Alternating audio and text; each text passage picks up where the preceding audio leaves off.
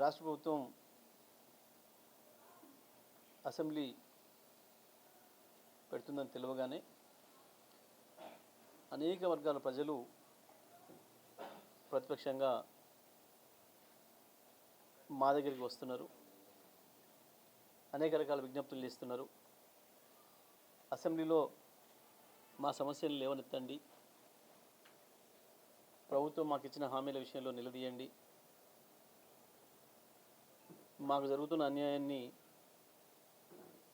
ఎలుగెత్తి చాటండి అని చెప్పి అనేక వర్గాల ప్రజలు, ఉద్యోగస్తులు మమ్మల్ని ప్రభుత్వం ఎట్లా మోసం చేసిందో, నిరుద్యోగ యువత ఎట్టి పరిస్థితుల్లో ప్రభుత్వాన్ని నిలదీయాలి, వెంటనే జాబ్ క్యాలెండర్ ప్రకటించినట్టు చేయాలి. ముఖ్యంగా విద్యార్థినులు మాకేదైతే స్కూటీలు ఇస్తారని చెప్పి ప్రియాంక గారితో మాట ఇప్పించిండ్రో, మరి గ్రామాల్లో రైతులైతే మాకు ఇస్తారన్న రుణమాఫీ విషయంలో మోసం చేసి, రైతు భరోసా విషయంలో మోసం చేసి, కనీసం ఎరువుల బస్తా కేవలం ముఖ్యమంత్రి కాసేపు ఏదో తిరిగి వచ్చి మళ్ళీ అదే పాత పద్ధతుల్లో రోత మాటలే తప్ప, వరదలకు పోయినప్పుడు కూడా కేసీఆర్ గారిని వదలలేదు. కేసీఆర్ గురించి బూతులు మాట్లాడడానికి ముఖ్యమంత్రి సంస్కారం గా స్థాయిలో ఉంది.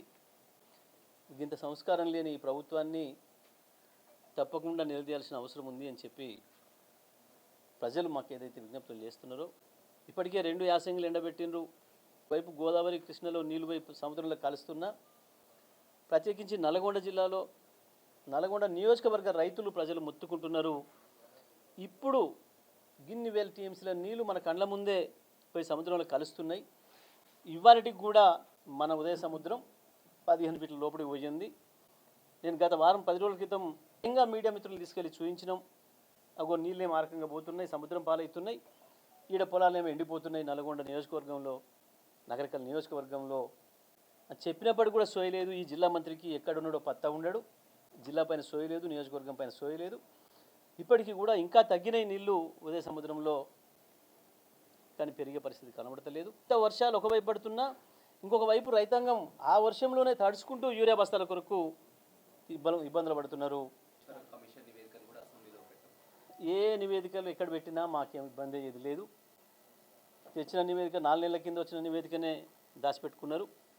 ఈ నివేదికను కూడా నివేదిక లోపల పెట్టి వీళ్ళ ఇష్టం వచ్చిన అబద్ధాలు ఆడే ప్రయత్నం చేస్తే కోర్టు చాలా స్పష్టంగా చెప్పింది, మీరు అబద్ధాలు మాట్లాడడానికి లేదు, మీ ఇష్టం వచ్చినాయి సోషల్ మీడియాలో కానీ ఇతర వెబ్సైట్లలో పెట్టి ప్రతిపక్ష పార్టీ నాయకులను దుష్ప్రచారం చేయడానికి వీల్లేదు, ఉంటే ఉన్న నివేదిక ఏదో బహిరంగంగా పెట్టండి అని చెప్పి మేమే డిమాండ్ చేసినాం. వాళ్ళు పెట్టడం కాదు, మేమే డిమాండ్ చేసినాం. మా కాంగ్రెస్ పార్టీ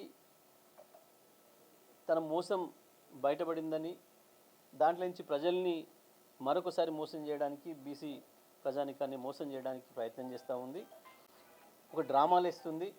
హైకోర్టు 3 నెలల సమయం ఇచ్చింది. 2 నెలలేమో నిద్రపోయి ఇవాళ ఒక దిక్కు వర్షాలు పడుతుంటే ఎన్నికల కమిషన్ కూడా ఒక అర్ధరహితమైన పద్ధతిలో పనిచేస్తుంది. నిన్న సాయంత్రం ఏమో ఓటర్ లిస్టులను మేము బహిరంగంగా పెట్టినామని మాట్లాడుతున్నారు. వాస్తవానికి రాజకీయ పార్టీలకు ఇవ్వాలి, వాళ్ళ విధి అది.